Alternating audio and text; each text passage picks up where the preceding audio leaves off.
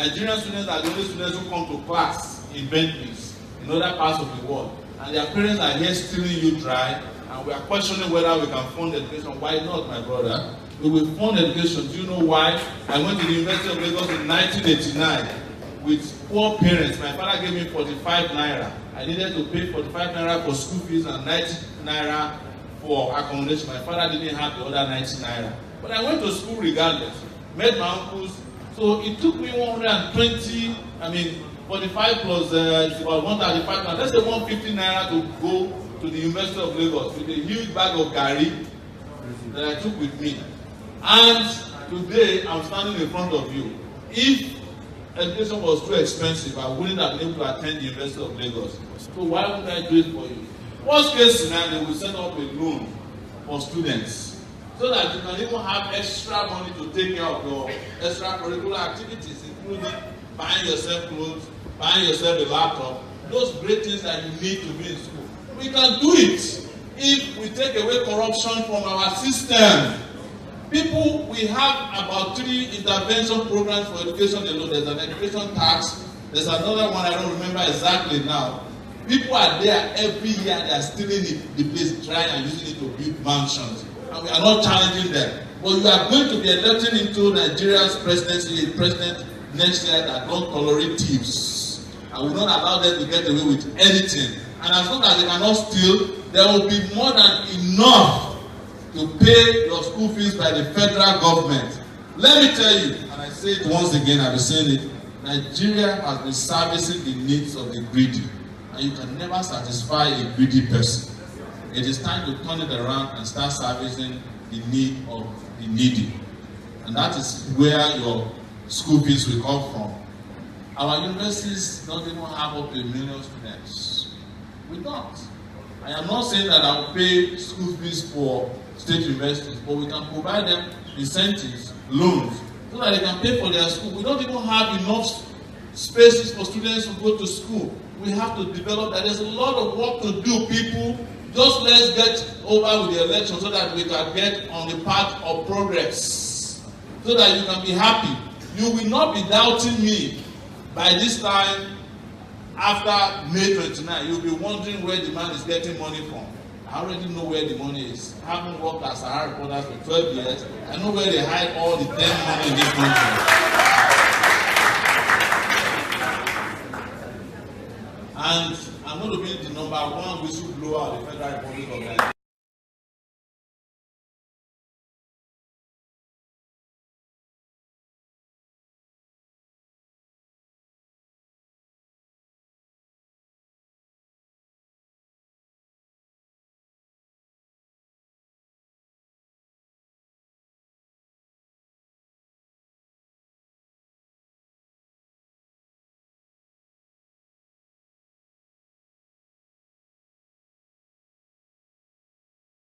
To all the people on your message, you are contributing to the election. Anytime you make a comment on Facebook to challenge the BMCs, this is the Buhari Media Center, they call them, you are making a contribution to the election. Anytime you sit somebody down and put some sense in their brain about the future, you are contributing to our electoral victory. You know how they say that sense fall on you. Let sense fall on everybody who is still in doubt that we are taking Nigeria back, and you are the ones who are most suited to do it. Like I keep saying, if you want an election to be won for a candidate, young people, nobody can rig the election. Nobody. Because somebody was asking, how do you make sure that they don't rig the election? We did it in 2015. The only reason why they did not rig 2015 election was because we had reported 10 states results before nightfall. You know, when it comes to election results in Nigeria and PDP, it is darkness that changes the results. It was the reason why Omoyele went and sat on the floor and was shouting. We were able to use technology to report the election in a timely manner, instantaneously. If we can do it for other people, we will do better for ourselves. On election day, take your device there. As soon as the voting is completed, take a shot of the voting list, send it to a central database that will provide to you around that time. And by the time they finish collecting our own results, we have announced our own results. You remember that it was Sahara Reporters that was first to announce the winner of the election in 2015. Before then, we used to rely on NTA to do it. And you know when NTA does something. Political platform. Good question. We are having conversation with a lot of political platforms. We have become a darling to political parties. There are 68 political parties in Nigeria. A lot of them are talking to us. We're talking to them. What we found out in the process of talking to the political parties is that if we weren't approaching this from a movement standpoint, we would have run into trouble very quickly. A lot of the political parties that are in existence today were created by the PDP and APC for special duties. So when you look at their constitution, look at their composition and their formats, you will not believe it. Even the most progressive political parties you see out there, they have booby traps in them. Some of them, even that were created by Chief Ganifa, will ask you to go and pay 7 million naira. Where will I get 7 million? And I'm not going to borrow money like Buhari claimed he borrowed money. That, you know, he said he couldn't buy his from me, borrowed money. Turns out it was Silva. I gave him the money, the Bayelsa guy. We are not doing that. We want this election to not cost us money. We want it to cost us ideas, and ideas will be spent until we defeat the big behemoth of APC, that is the all past criminals, and PDP, Papa deceiving Pikin. The footballers that died and you said they didn't pay them their money, just wait for us next year.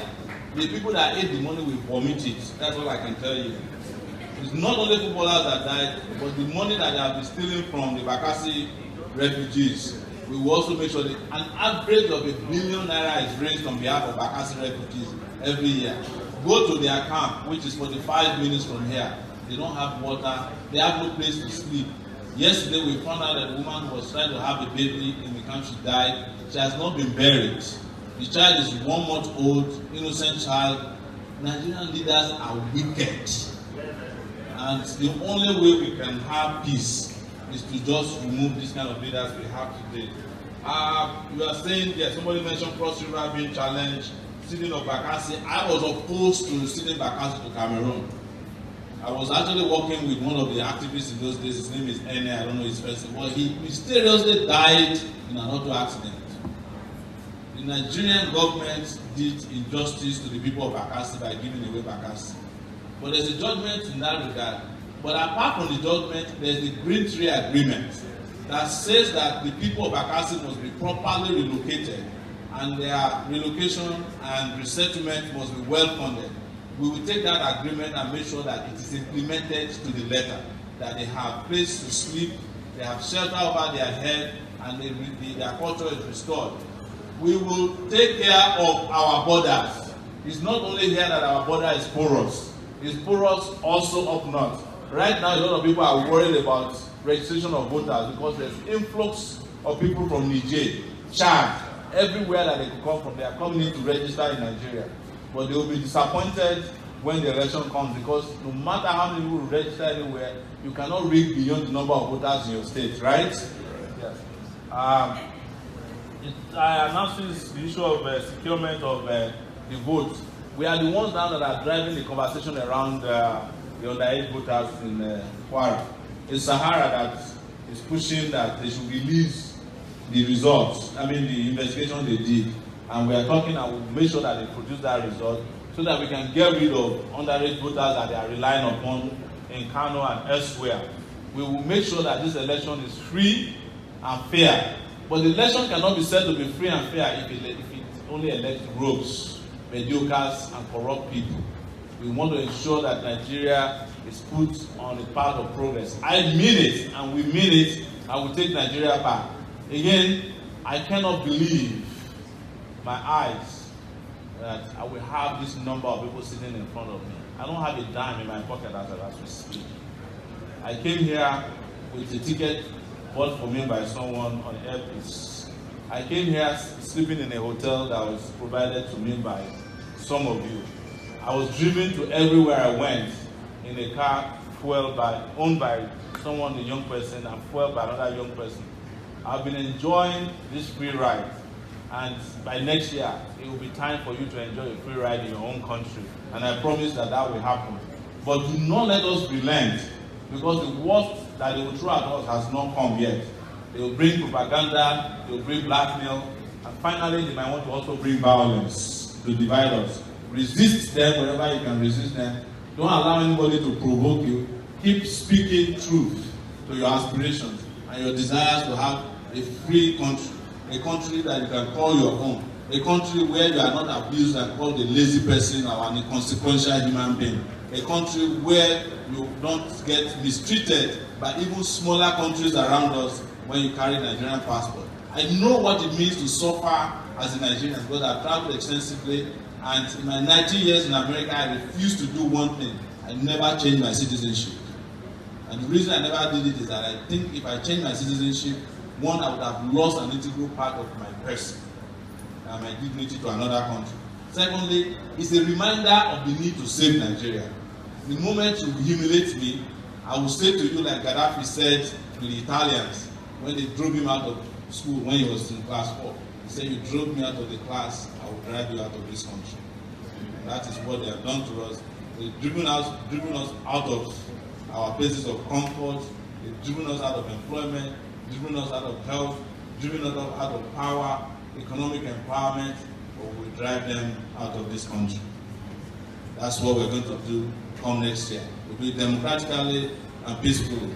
And they are in for a shock. I tell you, I know it already. I know when the president of Nigeria is about to lose election. I can already feel it. I can smell it. So, yes.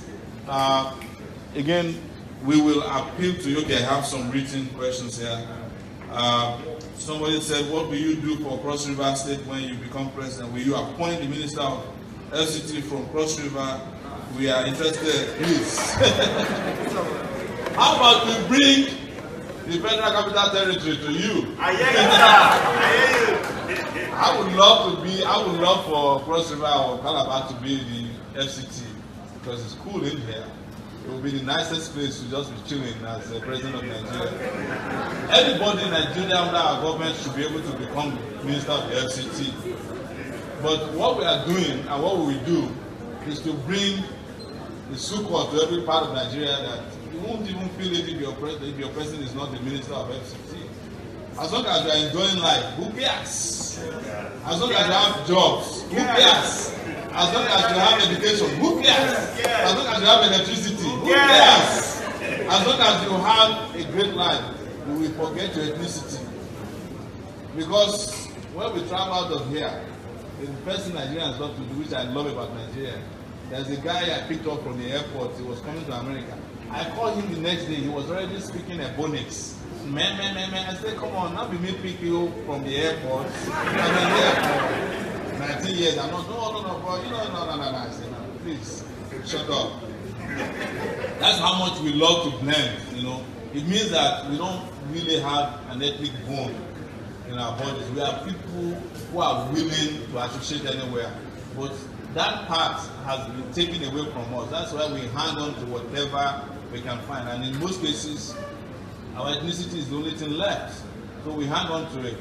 But since I have been here, and all the questions I have in front of me, nobody has asked me to say where I come from. Nobody has asked me my religion. This is the real Nigeria that we need for the future. And this hall is full. The only time this hall would have been as filled up as this, I'm sure it's a crusade. But this is the real crusade that we have all been waiting for. To take our country back, you know, and I'm sure that this is sanctioned from the heavens as well. So, I also have another question here, looking at the attendance. You will believe that we are ready for you. Now, what level of technology are you going to be using to protect our boats? The biggest technology you have is in your pockets. One thing I love Nigerians about is how well we like to use technology. You know, in America, you get a call from your brother or sister from time to time. And sometimes when they release a new phone, I hear it from Nigeria. They say, bros, can you help me get Samsung, something, Galaxy, something, 9 Notes? I had to go on Google to check Because in America, you just go to your phone company, they hand you what you don't even check. But here, we love technology. So the best technology in the world is in our pockets, in our hands. Use it on election day. It's just a matter of transmitting whatever you have found to another person. And by 12 noon on February 16, which by the way is my birthday, we would have known the election results. And it will be clear to the old guards that they have been retired permanently from the space called Nigeria. So an African country successfully used blockchain technology to conduct an election. Is tech going to be used? Tech will be used under our system, but you know we are going into an election that we have no control over in terms of the constitutional provision for it. But we will use technology to follow, monitor, and report the election. That's what I'm saying. So blockchain will be used. Every chain that's out there, technologically speaking, will be used to defeat these people. One of the things I've been saying to them is that when we were talking about fundraisers, you know, people were saying, oh, how can you defeat them with they have money, I said they don't understand that there's new form of money in town. These guys don't know that there's something called Bitcoin. And it's not something you can put in a Ghana must go. It travels faster than any currency and it can purchase anything that you want. But they have no idea. Let's keep it a secret. You know? Because that's how we're going to defeat them. Somebody said here, Sowore, I salute your courage to challenge the status quo. This alone has won a lot of us over. Can you please make us understand why you have been accused of blackmail prior to this time? I get accused of all kinds of things since I entered the university. When I was at the University of Lagos, I was accused of working for Gani Fawemi, even when I had not met him. When I was about to leave the university, I was accused of leading a cult group, even though I had never belonged to a cult group. At the time that I was in hospital, I was declared wanted by the police. When I started Sahara Reporters, they first claimed that it was Atiku that set it up. When I released a story showing that Atiku stole money and bought the house in Potomac, US, they said it was Obasanjo that was funding me. When I released that Obasanjo slept with his son's wife, they said it was the devil that was using me. So, it is, yes, they've accused me of all kinds of things. But I challenged them because they also accused me of working for Jonathan when we were reporting against Yar'Adua. When Jonathan came to power and we started reporting against him, they said I was working for Bola Tinubu. When I reported that Bola Tinubu had a drug history, of which was a drug seller in Chicago selling heroin, they said it was the devil that was using me. So I get blackmailed. I'm the one who is most blackmailed. It comes with the territory of my work. But the question you should ask yourself, why is it that nobody has been able to produce any evidence that I blackmailed anybody? There was a young person who I actually groomed, who went and produced a tape claiming that I demanded money from him. It was false. And everybody knew it. It's the reason why it's no longer circulating. But I'll tell you something. If you are doing what I'm doing, what do you expect them to do? I mean, I gather a room full of young people, and you guys are not pushovers. I'm sure most of you in this room are graduates, and nobody paid you to come here. And they know you are leaving this place with the message to force them out of power. What do you think you will hear from them again next time? Because they are watching us live. They are hearing us live. They are saying, like play. This guy is going to push us out of power. Because when I started, they said, oh, we are only on the internet. I went to Kano. They said, you know, you are trying to please the Northerners. I came to South. They said, it's because they are your brothers. I went to Omoyele, and people were shouting. They said they are appealing to the IPOB members. Now I'm in Calabar, and they see these people. I guarantee you will hear something different tomorrow. So don't worry about that. Regardless of what they tell you about me, I've been around for 29 years. It will be 30 years next year that I've been fighting against the system. Fought against the military, I fought against Sultan, I fought against Obasanjo. There was a time they used to accuse me of only reporting against people from certain sections of the country. They didn't even know that Jonathan and I come from the same place.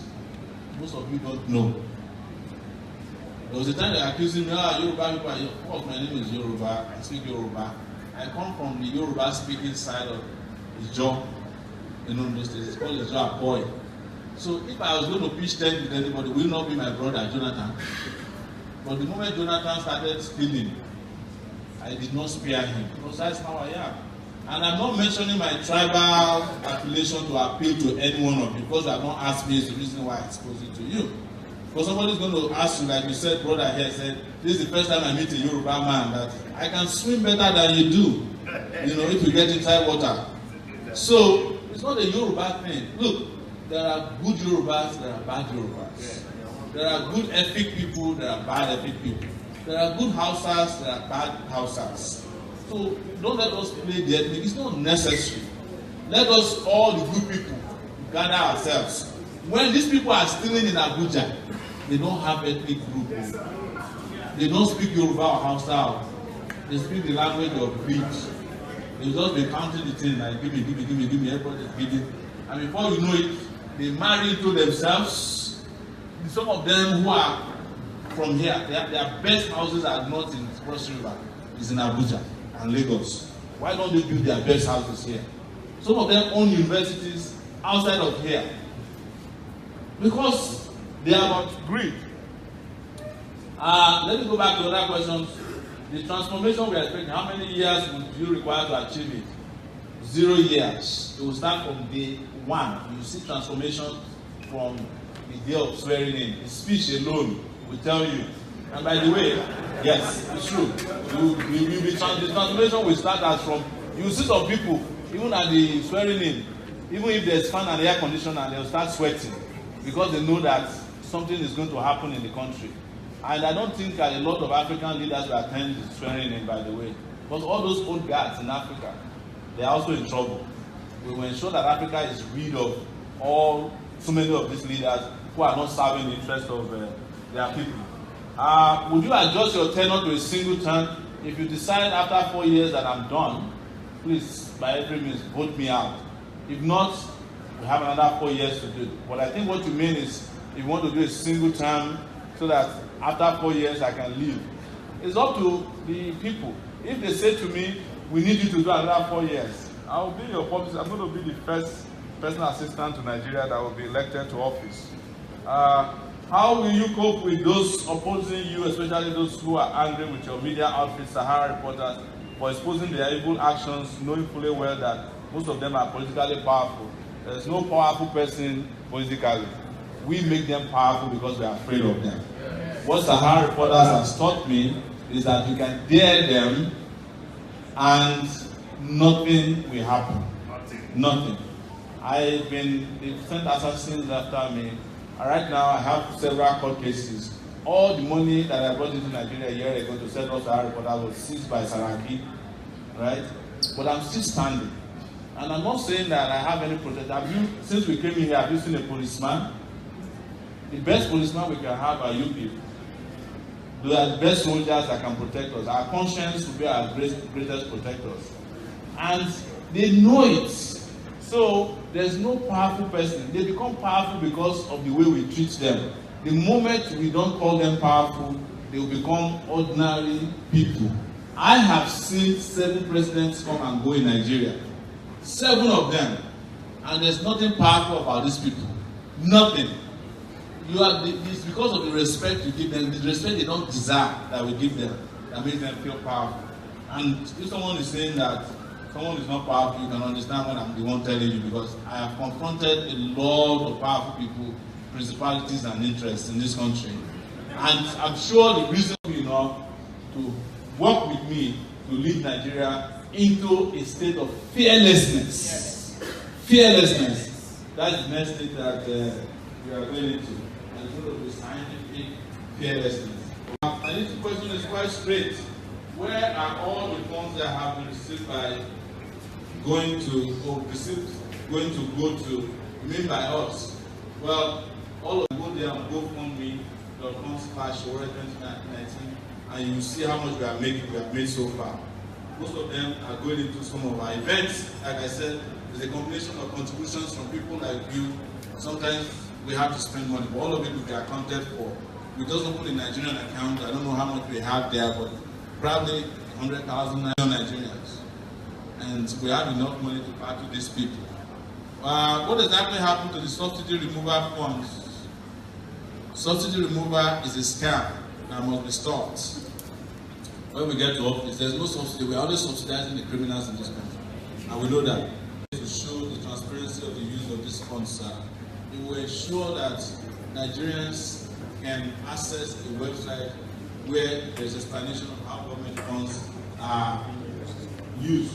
Beyond that, there will be everybody in government, their asset declaration forms will be making public by myself. I will go with this, bringing into the code of conduct the rules first.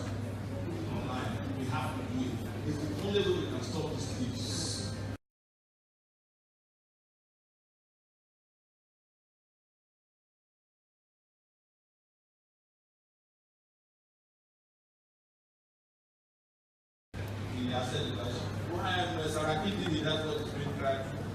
Also, make available to Nigerians publicly all the owners of companies in this country and their board members, so that if you award a contract to a company, you can go online and check if you know the owner of the company. It is a crime in Nigeria for a government to award a contract with himself or his son or an unborn baby. Right. The reason we don't find out this is because our company information, the information about companies registered in Nigeria are not made public. We must make them public from day one. The same thing will also happen to forms that people fill when they run for election. That's how we can find out all these people have fake certificates who are running for office or who are in office very easily. Because if I claim that I went to the University of Lagos and I didn't go to the University of Lagos, if you go to INEC website and find that I didn't, you will raise alarm immediately that I didn't see this guy at the University of Lagos. Anybody attended University of Lagos here? University of Lagos, Unilag. Yeah, not too many of you here. But you know that I went to Unilag, right? So if I claim that I went to another school that I didn't go to, it's easy for you to come out because the information will be publicly available. We have to encourage transparency across board. One of the things that we do, even before the election, is that I will declare my assets, so that everybody can know what Sowore has now, so that Sowore doesn't come out with a mansion in Calabar after he wins election. You know, even though I like Calabar and I've seen some mansions, I am not going to buy a mansion with your money, and I can live comfortably after that. Something happened during one of our visits to Kaduna, and I think everybody should take a cue from that. There's a man called Balarabe Musa. He's a former governor of Kaduna State. His house doesn't have a guide. You can walk into his living room any time of the day, and his house has never been burgled before, and kidnappers have never been there to kidnap him, because they know that he's a honest man. So if you're a honest man, you don't even need police guards. But the moment you are not honest, even all the policemen in this world cannot guard you against the people who are angry. So I will get to one more question. We come from a country where politicians don't do what they preach. How do we believe that you are different?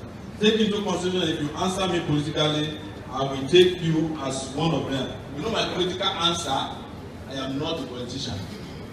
That's my political answer. And I mean it. I have behind me 30 years of doing what is right. You can check my pedigree, you can check my history, both old history and contemporary history. And what it means is that I've always done something differently from everybody. When almost the entire media in this country were doing media the same way, I came with Sahara Reporters, right? When the student leaders across Nigeria wanted to do something different, I was part of the student movement. When there was a movement in this country that was doing the pro-democracy movement, instead of going with the military, who were bribing people with 505 in those days, I went to the side that suffered. Because of that, I was expelled twice from the University of Lagos for political reasons. So I spent 6 years at Unilag instead of 4 years. You know, not because I did anything wrong, because I stood on the right side of right. I have been in prison, well, not convicted, but I was sent to different prisons in this country for 8 different times. I've been tortured, beaten. These are available records you can check on. So I've always been different. And that is the only insurance I have and the warranty I have. I come with an 8-year warranty when you elect me into office. What the warranty means is that if any of the attributes I place in front of you turns out to be false, you can take me back and dump me back in my village. So I want to thank you once again for coming. We'll try the best we can to attend to all your questions, but do not let the questions stop there. Ask us questions online, Twitter. I do virtual town hall meetings on Facebook Live, and I see a lot of you. If you haven't followed me, please follow me. Follow all of our handles on Twitter, on Facebook, and on Instagram. And we'll continue to reach out to you. Again, I apologize, and I mean profusely, that I have to leave so that I can make it to a very important battleground state tomorrow. We're heading to Kwara, Ilorin. And those of you who know Ilorin, you know it's the real estate of one guy. And we have to take the place back. And the people of Ilorin are expecting us.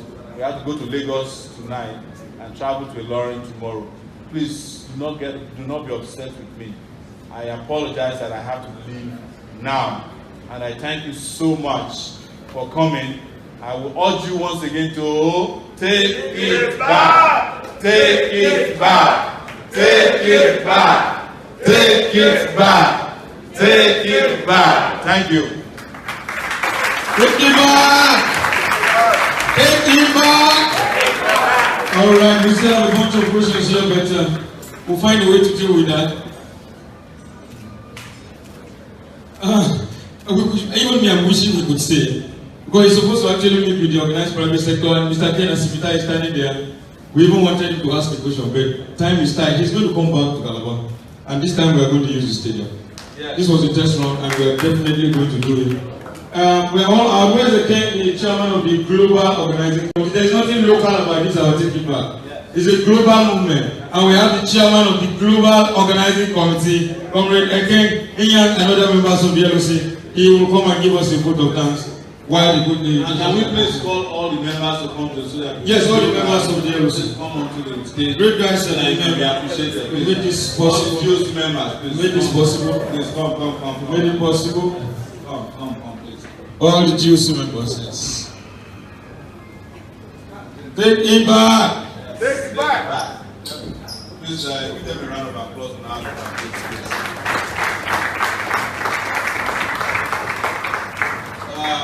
somebody just asked me if I'm given the Minister of Communications, if I would. Yeah, I saw that reaction. So the question. I do not intend to become the Minister of Communication or any minister for that matter. I am running to become the President of the Federal Republic of Nigeria. And just to shock you, when I become President, the current Minister of Communications will not be qualified to be a class captain under our government. The Lord is good. He will be a consequential minister.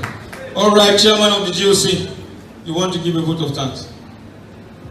Take it. Wow. Take it. Wow. Take it. Wow. I'd love to sing this song. A luta continua. A luta continua. A luta. A luta.